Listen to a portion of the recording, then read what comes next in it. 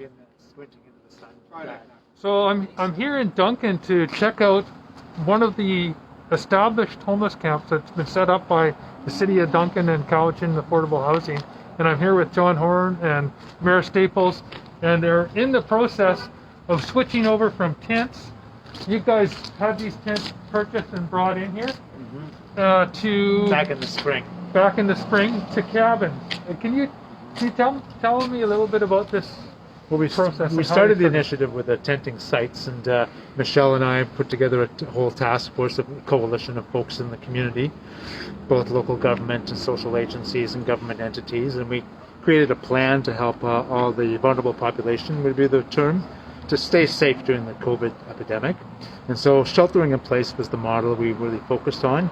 So we provided tents for folks to come and invited to come and live in, and then we provide 3 meals a day at the site, as well as toilets and water and all the basics of life, So the goal was to have a place where people could remain during the day and the night, not have to go out throughout the community to get their needs met, and essentially stay safe. So we create, if you will, almost a family bubble at each site, and so the 12 people who live on the site, or we treat them as a family unit. So that was the way we started this initiative, and it seemed to work quite well. People were quite pleased to have a place where they could stay during the day. They didn't have to pack up their gear every day and move about. And then as time went along, it was apparent that the summertime was fine for tents, but as we came into the winter, it was clear that it's kind of cold and wet inside a tent. So we just felt it was necessary to transition from fabric structures, which are unheated, unlit, and kind of not really insulated at all, into something a bit more robust for the winter weather. And so as we've discussed that more, we created this idea of just your basic little shed with some insulation and some heater in it and a plug and a light, and approached a local manufacturer, and they gave us a price.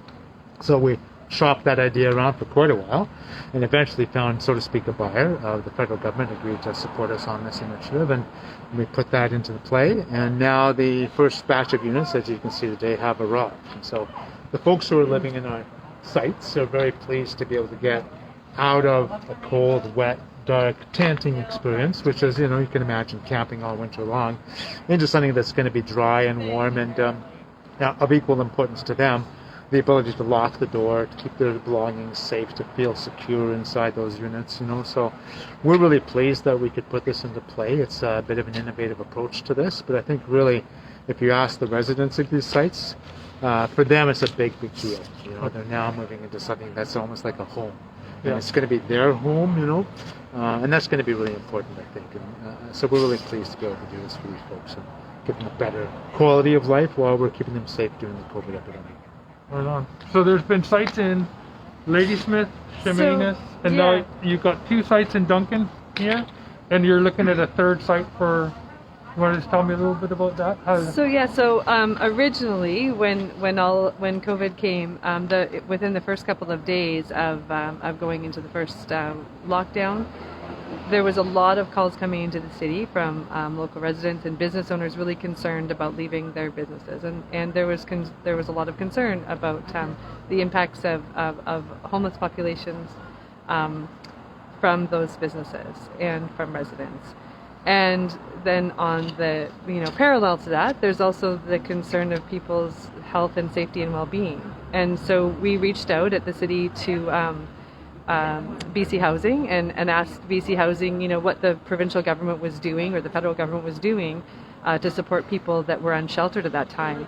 And we were directed that local communities had to come up with a plan and present it to BC Housing and to the province, that they weren't going to be able to take that on. And so they suggested that we pull together a COVID homelessness task force. And so we did that, and we decided that, the city, Cowichan Tribes, North Cowichan, our boundaries, they're literally half a house can be in one or the other. And so we reached out to our local government partners, and then decided to expand it into a regional approach. So it was the entire Cowichan Valley region. And so that group of people came together. I reached out. There's only one housing organization in the region, and that's the Cowichan Valley Housing Association. And John had actually just started and was very new to the community at that time, and asked if they would consider taking something like this on, because there's no way that any local government has the capacity or ability to do something like this. And and it's completely out of our purview as well. And so graciously that happened. We became co-chairs of that task force, and there's representation, as John was saying, from everyone across the region. And the needs were identified, and so a hotel was taken over and provided up to 40 spaces for people. There was people brought in to staff, and there's a woman here we love to call Mother Mary, because she has just taken this on and come from a completely different background, but really provided people connection and a sense of belonging at the hotel, as well as other people that are involved there. And then the sites. And so it was actually an idea that had come up years before from the unsheltered population. There used to be something called street school here, and one of the very first things I did as a mayor, I was called to speak to. They wanted to speak to me, and they started talking to me, and I said, you know what, I need to bring other people here. This is way bigger than the city, and so called out all of our local elected official people from other areas in the region, and came to street school together. And essentially what they presented to us that day was the sort of model that has been adopted through this crisis. They wanted something small, manageable, that had sort of supports in place, where a small group of people could live together. And so in a strange way, we already had an idea of what was possible through the work that had been done and the ideas that had been suggested. And so it was just a matter of bringing everyone together to figure out how we could do this. And so sites were set up in Ladysmith. There was a site in the regional district for the Cowichan Women Against Violence Society, because they couldn't shelter in their shelter that they had, so they had to move into tents for the summer. And then there's also this site. There's one in Chemainus for a time, and then there was the one in Cowichan Tribes. And so at this point in time, the Sea Wave has moved back inside. The Ladysmith site changed, and there's the ones in the Duncan area are this one. There's one on Cowichan Tribes still, and there's another additional one that will be going up in Cowichan Tribes to support young adults between 18 and 24.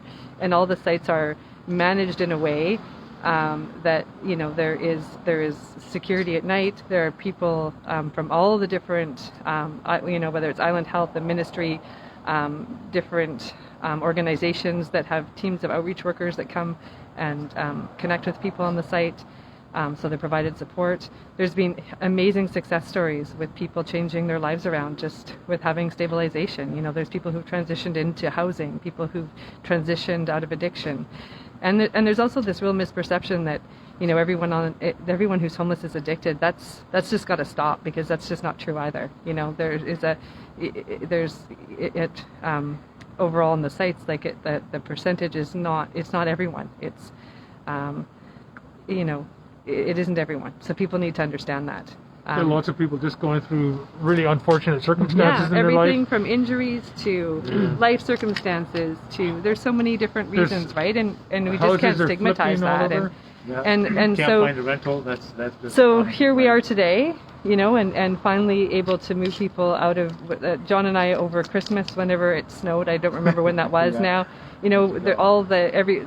I think it was on a weekend or I can't remember, but we got called in because tents were collapsing on people. The conditions, having these shelters is great, but it doesn't help with the snow. It doesn't help when it's pouring rain. And so this was something that took many different applications of funding to just get something that people could sleep in and be safe in. And so that's sort of where we're at now. And I just need to say too that one of the biggest missing pieces in all of this response has been that there just is not the support for people who are in mental health crises. There's not the support for, there's not treatment beds. There is not places for recovery and support. That is a huge missing piece in all of this, and it's the part that causes everybody the most tension that seems to be what causes the community tension of those areas, because they're just never being supported and funded. And we don't need to build big industrial facilities. We can do this, particularly in the island, we can do this in smaller ways and provide facilities for people to be able to have the supports that are required. And it helps everyone.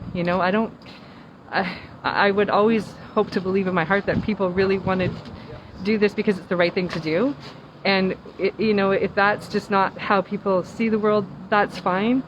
There's also other reasons, whether it's economic reasons, the amount of money that is being spent, the amount of stress that businesses and people are under because of the impacts of not having these services, and people not having the stability and the support they need. These are the things that will actually change life for everyone. And so whatever your reasons are for wanting that to not impact you or to happen, these are things that we all need to get behind and continue to move forward. And I really hope that the province and the federal government, recognize the need to invest in that and work with communities to decide what is best and what will work for the needs of our individual communities. Yeah. John, can you give me a little tour of one of these? I'd like to show you one of our units. So as you can see, we have a steel door, a lock on it, and each individual will have their own key, of course. And we'll have a master key for each of these units as well, so if we need to get in to help someone, for example. The other thing I'd point out is we have a window. So we have the opportunity to be able to look in and check on people, because one of the things we're conscious of is that we only do wellness checks with people, so we have a way to see if someone's not moving. We can determine if there's an issue around an overdose event, for example. So the door is a really important piece because they can lock that door and they can leave their belongings behind. So I'll just take you inside for a second. You'll see it's a very basic structure. We've got drywall, we've got a light up here. There'll be a smoke detector installed by the electricians coming up in the next day or so. And then this is a passive ventilation, so it's just air comes out of here. And the main thing really is this little baby, which is of course a heater. And that's thermostatically controlled, and this will be a bed that people will be sleeping on. So we'll get a foam mattress for that. And there's a light switch here. See that for this light up here. We've got to give everyone a plug for a cell phone charger or whatever the case may be, a radio, etc. So this will be kettles as well. Yeah, if you want to boil some water, for example, it's not been able to have hot water at the site till now. So this will give people an opportunity if they want to have a cup of tea, even, which is a very simple, basic request in life, and that hasn't been available to date. So this is going to be a nice addition for folks to be able to do that. And as you can see, they're really commodious inside. It's basically 8 feet by 8 feet, and that's really essentially all there is to it. We really tried to keep it as simple as we could. These are insulated walls, but they're just 2x4 walls, not 2x6. We wanted to preserve some floor space. But we've got 2x6 ceilings and 2x6 floors. So there's lots of insulation on the floors and the ceilings, and then 2x4 insulation on the walls. So we think because of the small size of these, they'll be really quite efficient to heat. And I think once you turn that heater on for about 5 minutes, I think it'll be pretty toasty warm in here. So I think that'll be really nice. And you can see that when you close that door and you get into this unit, you've got your own little house essentially. I mean, it doesn't have many rooms like our houses might, but it is a place you can stand up, you could receive a visitor, you could sit on your bunk and read at night, for example. It's just the basics of life, right? So having a light to read by, that's going to be a huge deal. You mentioned that you have some, there are rules around these sites. You're keeping violent, predatory type of folks out of these sites that you're looking for the more benign. We do a lot of screening, and we recognize there are some people who are quite disruptive, that in this site they would present a disruption both to the other residents of the site and to the community. So we do some screening, but within that frame, I would say that the individuals we're housing here are people who are quite complicated, with lots of things going on, and we respect and allow for that to be part of the mix here. But we don't allow for anything, for example, we have a no visitor rule on the site and a no guest rule. So it doesn't become a place of congregation for the street, for the folks who aren't housed. And that's one of the things that does happen in informal encampments, that all the unhoused population sort of show up at various sites, and then all of a sudden there's a lot of things going on. So we were really clear right from the get-go, no guests, no visitors. It's strictly the residents who live here on the site. To make sure that happens, because we have a security function as well. Yeah, you So have, at nighttime, you have there's a security guard. right there. And then now that we have the cabins, the security guard will take up residence overnight in that site right there.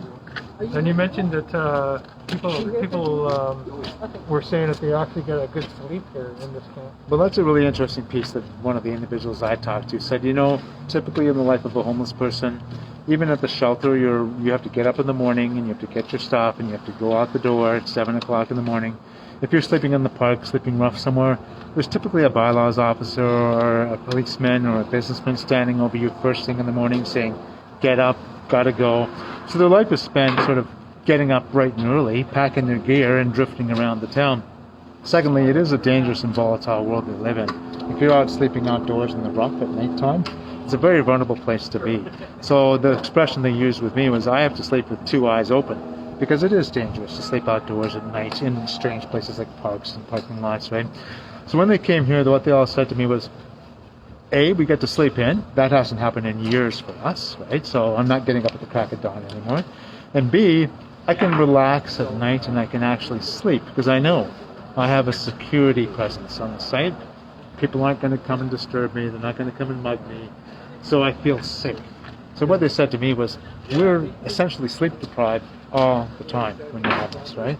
To come to this site, even though it's a humble tent in a humble parking lot, the ability to sleep in, to sleep at night, it's just actually a huge difference for everybody, So I think that's a really important piece to acknowledge. It's not an easy life out there, and these give a lot of security to people. Even though, like I say, it's a humble tent, the ability just to sleep at night is a huge change for most folks, And we can see that change. And you're supplying porta potties. Yep, bathroom facilities. You have waste disposal. Yep. And you're providing water on the site and food. That's right. Yeah. 3 meals a And day. cleaning as well. There's Hygiene. Yeah, hygiene. Cleaning that does the bathroom. Yeah. Meals every day. Yeah. And so with these, you provided a bit of an exemption in terms of zoning for this situation? It's a little more complicated than that, but essentially, this is an emergency, and we have to do what's necessary within that emergency. I'm going to turn around because of the sun. This is a city-owned piece of property, and so there's temporary. Yeah. Really, what the good graces of the local government, and I would also say that the Cowichan tribes folks. So the town of Ladysmith, and the CBRD, the and city North of Duncan, Cowichan. North Cowichan, they've all agreed that they'll support the work that we're doing. And the land use issues come secondary to the key fact that we're addressing both the homeless crisis and the COVID crisis. So I give full credit to our local government partners. They have been exceptionally cooperative and supportive of this. And that's not the case everywhere, right? And so we very much appreciate that about this community. And it is, we're in a different time. We are in a global pandemic, so we need to do, again, it's about taking care of what has to be done and making what we can work during this time. And so all of us have to play the parts that we can play in this, and we've all agreed to do that together as a region, and so we're committed to continuing to carry this forward. And how is the community and the local residents felt about this situation? What kind of feedback have you had? The feedback I've heard is that the sites don't produce a lot of distress to the surrounding communities. Now, individuals who are residing with us are substance users sometimes. Sometimes they're going to be behaving in ways that maybe not the rest of us would behave as such. But all in all, what I'm getting feedback is that they're pretty civilized, these sites. And so there was an initial sense of, you're putting in an encampment in our neighborhood. There was some alarm because traditionally informal encampments can be quite chaotic, We felt really strongly that we wanted a very ordered and structured environment, so we set it up to be that way. We set up the tents, we provided the infrastructure, we made sure there was rules in place. So unlike informal encampments, the kind of chaos that arises when you have a bunch of people just sort of self-organizing, we decided that it wasn't really appropriate, that we would support these folks by giving them a bit more structure. And I think that's really worked well for the residents around the community, as well as the residents who reside in our sites. So for both parties, the fact that we have just a basic amount of structure really changes the dynamic in these sites. And the second piece, as we discussed when we started this, was the size is really important. Yeah. And we've seen informal encampments grow to the scale where they're no longer manageable and they become really chaotic. So we kept the scale at what we thought was a really manageable size. And we've maintained that size, and we've maintained a core group of residents who are consistent. So that's also really helped, because it doesn't grow, it just stays the size we've set it, and the rules stay the same, the tents are all, the same tents, and they're all set in the same place. So those little things make a huge difference when it comes to what does it feel like to walk past the site in the middle of the night, or what does it look like when you drive past during the day, and what does it feel like to live here? So those are the keys. Yeah, and you also have to remember that they are supported sites. So there is security here overnight. There's support workers coming here during the day. And there, some of the feedback that I've heard is very similar to what John was saying. But then there's also there is, up to 60 people who are still unhoused. And so oftentimes I think that, when there's still a lot of issues around that. And so it's how do you not mix that in with what is working well, right? So this is working well and this still exists. And we don't have a way to actually deal with this, going back to what I said earlier, right? So that is where all communities, not just here, I mean, this is not unique to us, you know that, and everyone knows that. All of our communities experienced these challenges to different degrees. And so those are the things that, that's, what do we do now? We have this, but now what are we left, and what do we need to do moving forward? How many shelter beds do you have in the community? At the time, emergency shelters, the numbers have changed because of COVID. I don't know what the latest number is for emergency shelter beds. As I recall, it's about 8 or 12. 8 to 12. In the warmlands. And then there's but they've added a youth shelter. They've added a youth shelter at Cowichan Tribes. I don't know the number of bed counts that are there. I think that was yet. somewhere between 8 and 10. Something. And then there's also an extreme weather shelter that will be, I don't know that it's been announced yet, but there will be an extreme weather shelter as well. And I don't have the bed count on that. No, so, but again, those will only operate under the extreme weather guidelines. So we do have shelter capacity, but it's not huge, and COVID cut it in half, and that's part of the reason why it was part of the struggle. So imperative for us to create other options, because the shelters had to diminish their roof 50% overnight, and that really put a lot of people back out on the streets who ordinarily would have had a place to sleep. So, And this provides a little more stability for people, like the place to store stuff, and really a sense of actually having their own space. Well, I really appreciate you taking the time with me. Again, I'm here with Mayor Staples of Duncan, and John Horn, who's the Executive Director of the Cowichan Affordable Housing Society, and we're here in downtown Duncan at one of their sites. Managed encampments. Managed encampments for the unhoused population here in the Cowichan Valley. Where people have toilets, water. Food, water, support, shelter, access to services, access to water, support workers, and a really place in the community. We've invited them into our community and made a home for them. I think that I would just adjust that a bit. I would just suggest that a bit to say these are members of our community that now have, a place that connects them back to the community that they belong to.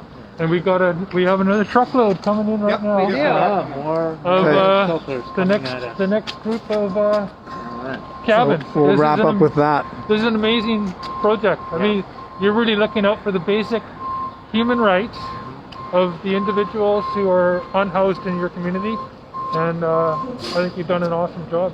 Thanks for coming on today. Yeah, thank you. Appreciate the tour. Thank you. Yeah, thank you. We'll just watch this. You can do the clip of that. That's exciting. Crane thing. So you had 12 tents in here. You've taken some of them down. And you're slowly moving people over.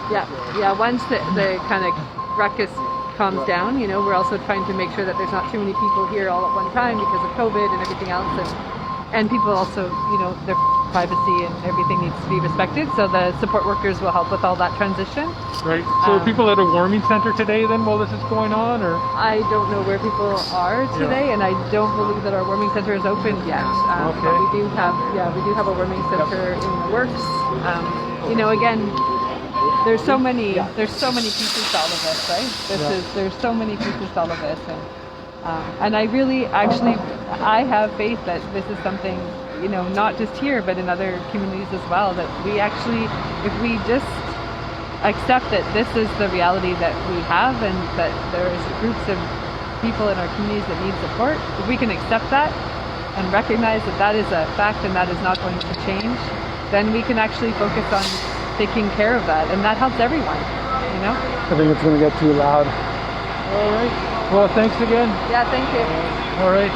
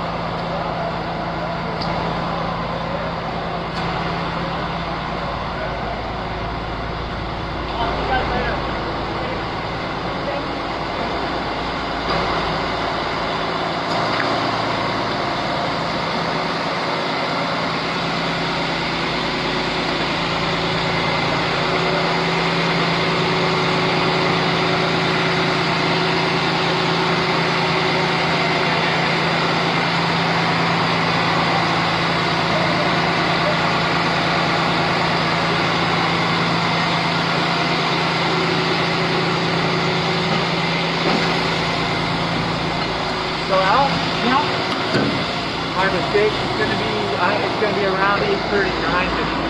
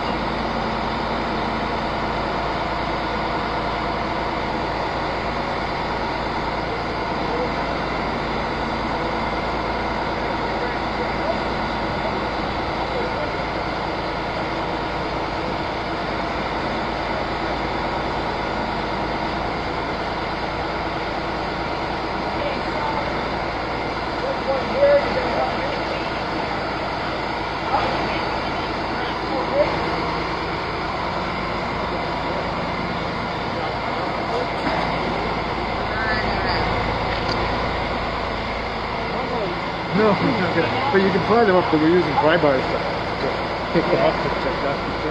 Yeah, see, that is not too bad.